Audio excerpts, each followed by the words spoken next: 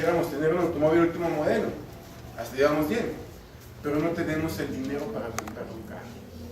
No somos mercado para la industria automotriz, ¿sí? Algunos, ¿sí?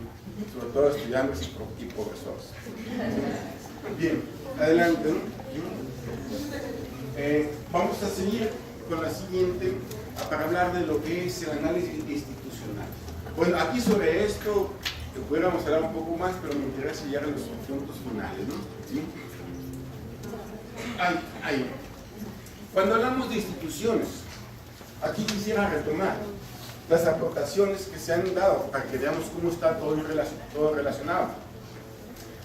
Observamos que el origen de lo que es el análisis institucional se inicia precisamente, pensé que era el que tenía calor, ¿sí? Se inicia cuando hay una crisis de las instituciones de custodia, ¿sí? Aquí quisiera retomar la aportación de Franco Basaglia, fue un psiquiatra italiano que cuando tomó la dirección del hospital psiquiátrico en Trieste, Italia, lo que hizo fue abrir las puertas del manicomio, mandar a los pacientes psiquiátricos a sus casas en la noche y atenderlos de día. Así surgió el hospital de día, tal como tenemos aquí. Ustedes saben del origen del hospital de la Cruz del Norte. Anteriormente en México había un hospital, La Castañeda, el hospital psiquiátrico La Castañeda, que albergaba a 5,000 pacientes psiquiátricos. ¿Se imaginan eso? La locura. ¿Sí?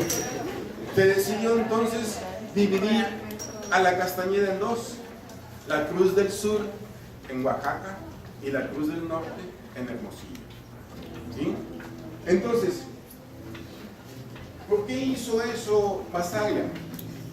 Se dieron cuenta de que la psicoterapia individual tenía limitaciones, empezaron a implementar cambios y abordaron el desarrollo de lo que es la psicoterapia grupal, ¿sí?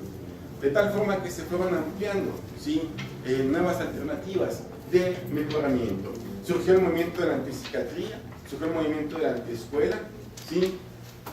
Aquí podemos hablar de las instituciones en base a... vamos a darnos cuenta que tiene un carácter polisémico el concepto institución, es decir, tiene muchos significados.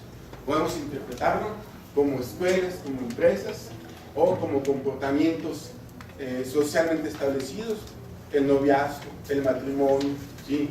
Etcétera, ¿sí? Y luego una asociación. El hecho es que son comportamientos y modos de pensamiento de origen colectivo y herencia del pasado. Pasamos a la siguiente. ¿Por qué surge esto? Si nosotros ponemos atención, vemos que hay crisis de la familia, ¿sí? La familia no es algo estático, sino hay problemas padres-hijos, hay crisis de la iglesia, ¿sí? Hay crisis de partidos políticos, hay crisis de sindicatos y hay crisis de la escuela y crisis en la fábrica y la empresa. Salud. En resumidas cuentas, podemos hablar de que hay una crisis de la relación dirigente-dirigido. Hay una crisis de liderazgo. A través del análisis institucional, ¿sí? Podemos hacer una intervención de socioanálisis, que es trabajo de intervención en grupos y organizaciones dentro de una relación de consulta, ¿sí? Que implica la participación de los miembros de la organización, ¿sí? E intenta liberar el habla social. La idea es, y esto surgió también, voy a molestar con el aire otra vez. Aquí el desarrollo de la teoría del análisis institucional no solamente fue Franco Basaglia, ¿sí? Que curiosamente se casó con una mujer que se llama Franca, y cuando se casó Franca Basaglia, entonces ella se presentaba Franco Basaglia, Franca Basaglia, ¿sí? Algo muy curioso. Inclusive tiene un libro que se llama Mujer, Locura y Sociedad, publicados por ellos dos. Pero también David Cooper hizo algunos estudios sobre la familia, la locura. Joe Lapasade y René Duró son psicólogos sociales franceses, Thomas Szasz, que estudió la esquizofrenia también, ¿sí? Entonces, podemos ver que algunas organizaciones son instituciones. La iglesia es una organización, una jerarquía, ¿sí? Pero también es una institución, en la medida que hay un comportamiento colectivo. La mayoría de la población es creyente, ¿sí? Entonces, se puede analizar de las dos formas específicas, ¿sí? Pasamos a la siguiente. Ahora, aquí entramos en un tema que es muy interesante, por decirlo así. Cuando hablamos de la intervención en las comunidades, ¿cómo podemos proceder para hacer una intervención en alguna comunidad? Tenemos necesidad de abrir un debate teórico, ¿sí? ¿Por qué? Porque la realidad de los países latinoamericanos es muy diferente a la realidad de los países desarrollados. Eso es una terroridad. Cualquiera se puede dar cuenta de eso. Tan solo cruza la frontera y estás en otro mundo, ¿sí? Es una situación distinta totalmente. El punto es que la psicología que se ha aplicado en nuestra realidad ha retomado elementos de la psicología norteamericana, ¿sí? Quien en su momento, para tener un aval de ciencia, se apegó a las ciencias naturales, para decir, el conocimiento científico debe ser medible, observable y verificable, ¿sí? Pero lo cual no se puede hacer en el campo de lo social. En ese sentido, aquí podemos nosotros hablar de aportaciones muy concretas que hablan de la necesidad de construir una psicología latinoamericana.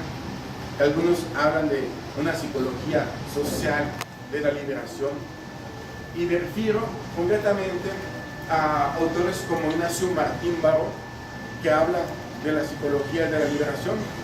Ignacio Martín Baró fue un sacerdote jesuita, sacerdote español, psicólogo social, catedrático de la Universidad Centroamericana en San Salvador, y fue una de las víctimas de un escuadrón de élite militar, el Ayaca, que fueron a la universidad, y cuando Ignacio Martín abrió la puerta, una ráfaga de metralleta. Mataron a él, a otros sacerdotes jesuitas, ¿sí? Porque eran los que estaban hablando de la liberación de los pueblos. Cuando yo estudié psicología en la Universidad de Veracruzana, me tocó tener maestros chilenos, uruguayos, argentinos, guatemaltecos. Estoy hablando 76, 80. Parecerá muy lejano con ustedes. A mí también, pero trato de mantener la memoria, ¿sí? Que estos psicólogos vinieron huyendo de sus países porque eran blanco de la represión, ¿sí? Recordemos que en los 70 había dictaduras militares en Guatemala, en El Salvador, en Argentina con Videla, en Chile con Pinochet, en Paraguay con Stroessner, ¿sí? Entonces había una represión social, ¿sí? Y los psicólogos sociales estaban comprometidos con las comunidades. Aquí quisiera retomar una aportación de Franco Basaglia, cuando dice en su texto Los crímenes de la paz. La paz social que estamos viviendo se basa en la existencia, en el ejercicio de un sinnúmero de crímenes que se ejercen en su nombre. De tal forma que hoy podemos decir, algunas personas consideran normal que haya gente que se muera de hambre, mientras que otros se mueren por obesidad o por comer de más. Algunas personas creen que es normal que haya enfermedades que ya habían sido erradicadas anteriormente, pero por falta de dinero no se ha hecho, ¿sí?